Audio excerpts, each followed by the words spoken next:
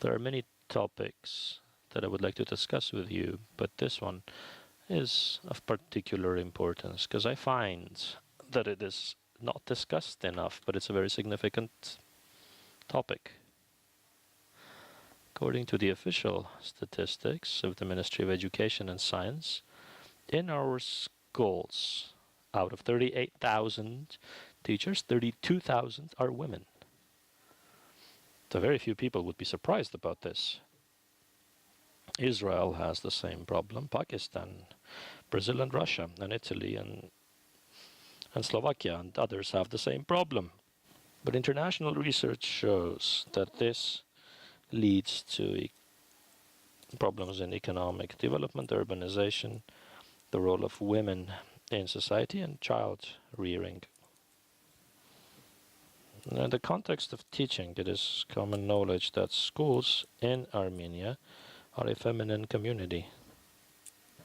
Now, I insist that even though the feminization of teaching is not surprising at all, the devil is in the details. It's important to understand how the personal features and professional and social capabilities of the teachers, which exist in a family-centered masculine social construct, obstruct the activities of schools as professional structures and how they affect the quality of teaching. I claim that schools in Armenia do not have educational problems, they have family problems, metaphorically speaking, because from the point of view of reform, it would be an achievement if we could shift the problems from family to professional fields. What I mean is that teachers and all of us understand that teachers are women, and it's not a surprise that they're not professional. We view this as something quite understandable. We just do not discuss it from the point of view of the problem. We don't put it in the center of policies. Back in 2005, Cornell was discussing the notion of feminine masculinity and saying that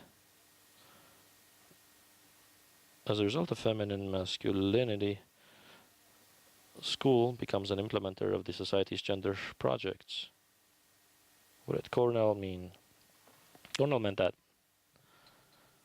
as a result of our own gender stereotypes intruding into the school, we build them not as a professional community, but we build the school as a unit that serves these stereotypes. Hence, teaching, which requires major personal investment, is not seen in the norm as a profession. The research I present to you is methodologically based on oral stories. Եվ ես կես տարվա ընթացքում տարբեր In half a year, I worked with 8 teachers, spoke with them about their professional and family issues, tried to understand the links, the bonds. I browsed their photo albums with them and eventually conducted focus groups with their students.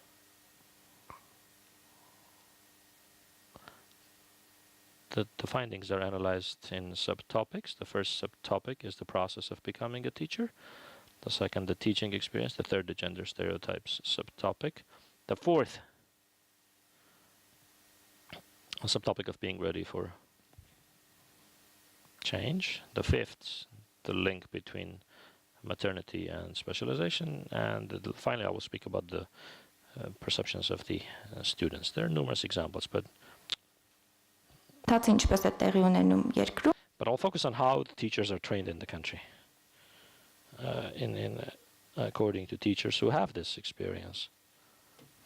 But according to the experience of those with whom I spent a lot of time, there was only one teacher who had wanted to become a teacher and had become a teacher. In all the other cases,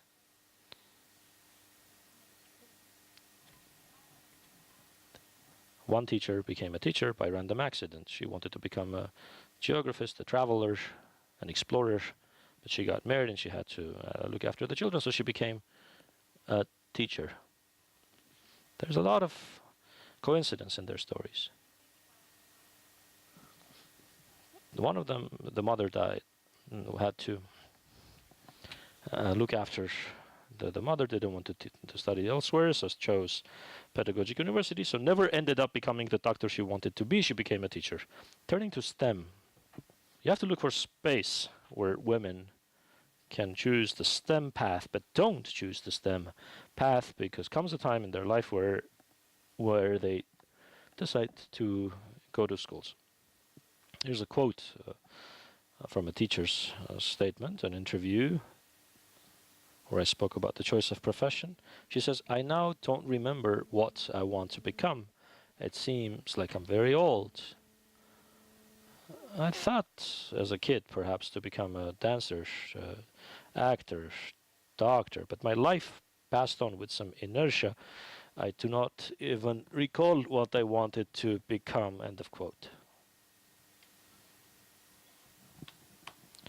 In the schools and among the teachers, there's this belief that every woman must teach or be a teacher somewhere. This directly contradicts the professionalizing of the teaching community. I have a substantive proposal here. The space for professional orientation is diverse. By introducing professional orientation only in high school, we are making a mistake.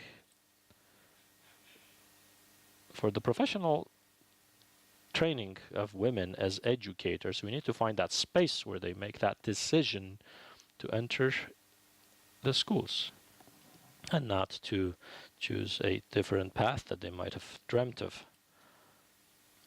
So metaphorically speaking, society is losing good teachers and losing professionals elsewhere. Had these people not become teachers, they would have become good professionals elsewhere. As to the teaching practices, if the question is that women, as women, may not be good professionals because they have to look after their families, the teacher's job becomes similar to maternity. So they say the teaching of the subject is secondary. As long as you raise good people, as long as you instill good values, we teach our students like mothers, even if there's something that day we don't get across. As long as we get the values across, what are the values that get across? Some people said this: the boys have got to be always smarter than the girls. I feel comfortable teaching because had I become a professional elsewhere, it would be harder. I would have to allocate more time, which I don't. I just do this work. This brings us back to the absence of the method. A recent article I published in the European Educational Research Journal very well explained our transition from the concept of pedagogy to the so-called concept of quality, and we altogether forgot the method. Setting aside the ideological problems of Soviet education, back then we did focus on the method of education. We no longer do that, and if we don't focus on the method, what education reform can there be? According to the students, the teachers are very kind, very tolerant. If you don't do something well, it's okay. Next time you'll do it better. They say you need to choose what you study. You can't study everything.